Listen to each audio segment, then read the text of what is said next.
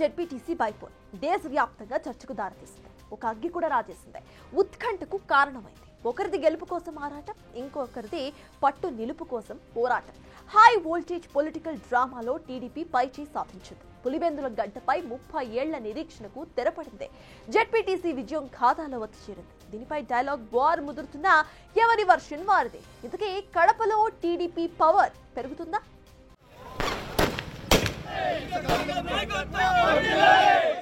ఒక్క బైపోల్, ఎంతో ఉత్కంఠ, హోరాహోరీ పోరు.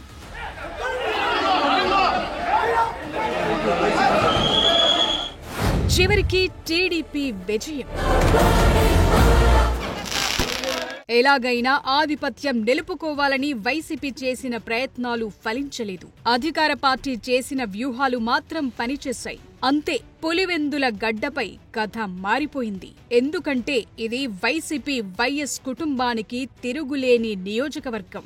ఏ ఎన్నికలు జరిగినా వార్ వన్ సైడే అన్నట్లుగా స్టోరీ ఉంటుందక్కడ. కానీ ఇప్పుడు ఆ కథ మారిపోయింది.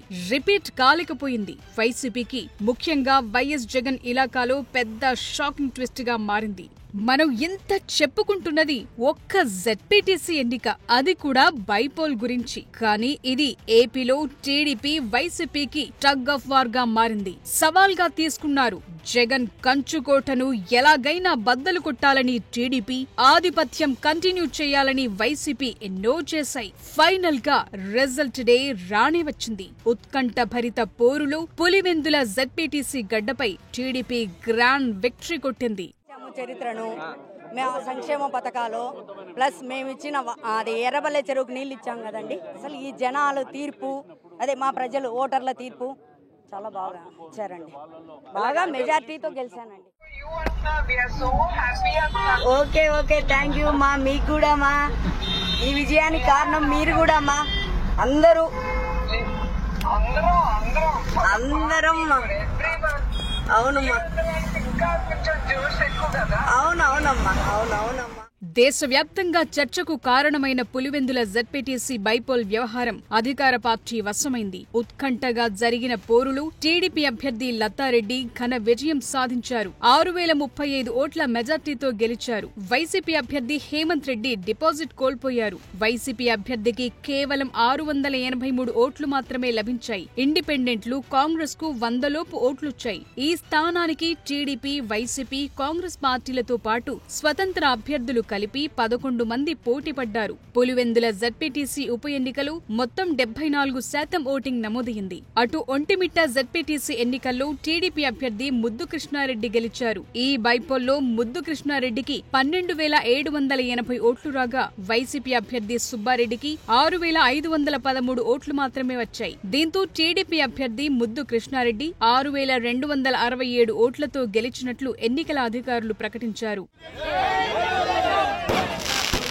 ఈ విజయాలను అంత ఈజీగా తీసుకోవటానికి లేదంటున్నారు కూటమి పార్టీ నేతలు. పులివెందుల కంచుకోటను బద్దలు కొట్టడం మొదలైందని, స్వాతంత్ర్య దినోత్సవానికి ఒకరోజు ముందే పులివెందులకు స్వేచ్ఛ లభించిందన్న కామెంట్లు చేస్తున్నారు. వచ్చే ఎన్నికల్లో జగన్ పులివెందుల కోటను బద్దలు కొడతామంటున్నారు.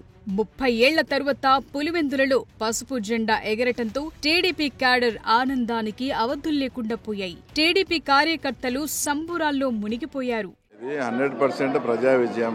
ఎవరినైనా ప్రజలను 30-35 ఏళ్ళు అక్కడ ఓటే వేయనీయకుండా చేసి తర్వాత ఓటు వేయనిస్తే ఆ రిజల్ట్ వచ్చేసి ఇలానే ఉంటుంది. ప్లస్ ముఖ్యంగా ఇప్పుడు ఇన్ని ఓట్లు వచ్చాయంటే ఈ తెలుగుదేశం ఓట్లే కాదు, వైఎస్ఆర్సీపీ నుంచి కూడా మాకు ఓట్లు వచ్చాయి. ఎలా అంటే జగన్మోహన్ రెడ్డికి బాగా ఆయన మదం ఎక్కి అహంకారంతో ఉన్నాడు. అతను ఆకాశం నుంచి కిందికి దించాలంటే మేము బుద్ధి చెప్తాం, మీ ప్రొసీజర్లో మీరు వెళ్ళండి, మేము మీకు 100% సహకరిస్తాం. ఎందుకంటే మాకు ఇవ్వాల్సిన బిల్లులు కూడా ఇవ్వకుండా కమిషన్లకు కక్కుర్తిపడి మెడికల్ కాలేజీలకు, మిథున్ రెడ్డి వాళ్ళకి ఇచ్చాడు. ఇతనికి ఖచ్చితంగా మేము బుద్ధి చెప్తాం ఈసారి అని వైఎస్ఆర్సీపీ క్యాడర్ అంతా కూడా మా వైపు ఉండి, ఆ తర్వాత మాకు ఫోన్లలో వాళ్ళు జగన్మోహన్ రెడ్డిని మాట్లాడిన మాటలు, నన్నేందో బీటెక్ రవి వాడు ఈడని మాట్లాడాడు. వాళ్ళ కార్యకర్తలు నాకు ఫోన్ చేసి జగన్ రెడ్డి గురించి మాట్లాడిన మాటలు చెప్తే అతను ఉరి వేసుకోవాలా. ఈ గెలుపుతో టీడీపీ సాధించిందేం లేదని, ప్రజలెవ్వరూ అధైర్యపడొద్దని, త్వరలోనే టీడీపీకి గుణపాఠం చెప్దామంటున్నారు ఎంపీ అవినాష్ రెడ్డి. నిజమైన పోటీ జరిగి ఒక 5 ఓట్లతో తెలుగుదేశం పార్టీ గెలిచినా కూడా వారికి ఎనలేని తృప్తి, సంతోషం ఉండేది. మాకు ఎనలేని బాధ ఉండేది నిజమైన పోటీ జరిగింటే.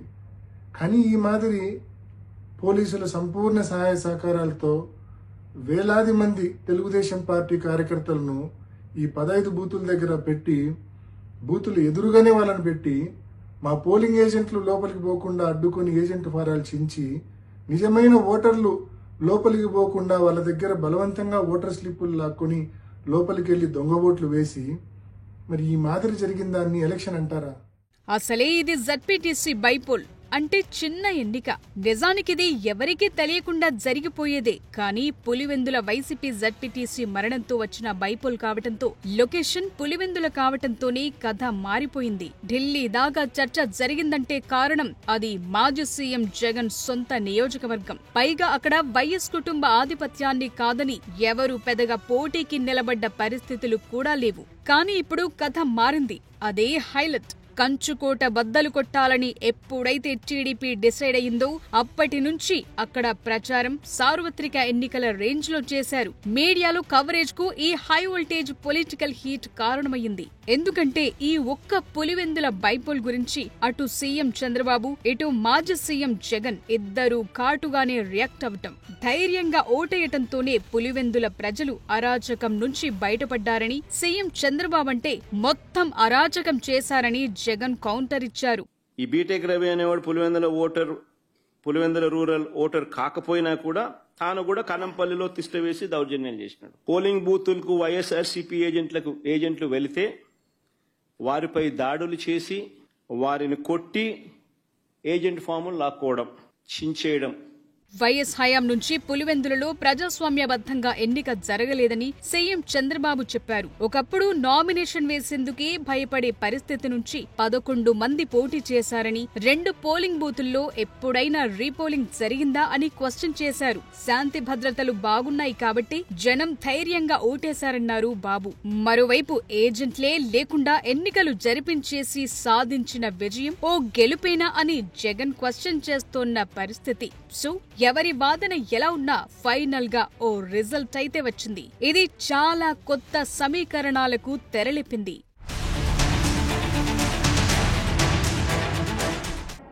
పులివెందుల వైఎస్ కుటుంబానికి గత కొన్ని దశాబ్దాలుగా కంచుకోటగా ఉంది.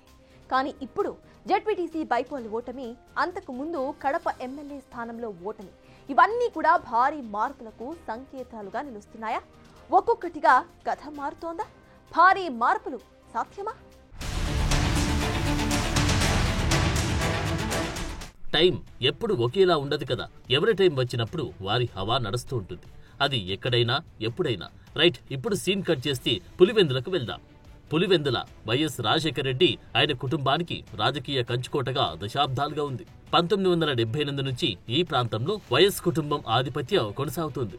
పార్లమెంట్, అసెంబ్లీ, స్థానిక సంస్థల ఎన్నికల్లో వారి అభ్యర్థులు లేదా వారికి మద్దతిచ్చిన వారి అభ్యర్థులు ఏకగ్రీవంగా లేదా భారీ మెజార్టీతో గెలుస్తూ వచ్చారు. కానీ క్రమంగా కథ మారుతోంది. వైనాట్ 175 అంటూ రంగంలోకి దిగి ఓడిపోయిన జగన్ అప్పుడు వైనాట్ కుప్పమని పిలుపునిచ్చారు. కానీ ఇప్పుడు పులివెందుల కిందకి నీళ్లొచ్చే పరిస్థితి ఉంది. తాజాగా జెడ్పీటీసీ బైపోల్లో టీడీపీ విజయం కథను చాలా దూరం తీసుకెళ్లింది. 2024 ఎన్నికల్లో కడప అసెంబ్లీ నియోజకవర్గంలో టీడీపీ అభ్యర్థి రెడ్డప్పగారి మాధవిరెడ్డి, వైసీపీ అభ్యర్థి సిట్టింగ్ ఎమ్మెల్యే ఆర్ఎస్ అమలను ఓడించి ఘన విజయం సాధించారు. కడప జిల్లా వైఎస్ కుటుంబానికి కంచుకోటగా చెబుతారు. ఎందుకంటే అక్కడ వారి హవానీ ఎక్కువ, రాజకీయంగా పలుకుబడి చాలా ఎక్కువ. అలాంటిది పులివెందుల జెడ్పీటీసీ బైపోల్ గెలుపు టీడీపీకి ఒక మైల్ స్టోన్ గా మారింది. మొన్నటికి మొన్న వైఎస్ జగన్ సొంత జిల్లా కడప ఎమ్మెల్యే గెలుపు, ఇప్పుడు సొంత నియోజకవర్గంలో జెడ్పీటీసీ గెలుపుతో టీడీపీ బలం పెరుగుతుందా అన్న చర్చ జరుగుతోంది. పులివెందుల జెడ్పీటీసీ అలాగే కడప ఎమ్మెల్యే ఎన్నికల్లో టీడీపీ విజయాలు వైఎస్ కుటుంబ ఆధిపత్యానికి ఒక స్పష్టమైన సవాలంటున్నారు. 1978 నుంచి పులివెందుల్లో వైఎస్ కుటుంబం లేదా వారి మద్దతున్న అభ్యర్థులు ఎన్నికల్లో ఆధిపత్యం చెలాయించారు. అంతేనా వైఎస్ కుటుంబం సపోర్ట్తో ఏకగ్రీవంగా కూడా గెలిచారు. 2016లో టీడీపీ అభ్యర్థి నామినేషన్ దాఖలు చేసినప్పటికీ చివరి నిమిషంలో వైసీపీలో చేరిపోయారు. ఈసారి టీడీపీ స్పష్టమైన వ్యూహంతో బరిలోకి దిగి భారీ మెజార్టీతో గెలవడం ఒక భారీ మార్పుకు నాందిగా చెబుతున్నారు. పులివెందుల జెడ్పీటీసీ ఎన్నికల్లో వైసీపీ ఓటమికి చాలా కారణాలున్నాయి. వైసీపీ ఎన్నికల వ్యూహాల్లో లోపాలు, ముఖ్యంగా హేమంత్ రెడ్డిని బరిలో దించడం, సానుభూతి ఓట్లు రాబట్టడంలో విఫలమవడం, వివేకానందరెడ్డి హత్య కేసు, వైఎస్ షర్మిల, సునీత తిరుగుబాట్లు ఇవన్నీ పులివెందుల ఓటర్ల మైండ్ సెట్ ను మార్చాయంటున్నారు. వీటికి తోడు స్థానిక నాయకత్వంపై వైసీపీ అతిగా ఆధారపడడం, ప్రజా వ్యతిరేకత ఈ ఓటమికి కారణమైనట్లు లెక్కలేస్తున్నారు. వైసీపీ నేతలు ఈ ఓటమిని దొంగ ఓట్ల కారణంగానే అని ఆరోపించినప్పటికీ అది సరైన రీజన్ కాదన్న విషయాన్ని టీడీపీ ప్రస్తావిస్తోంది.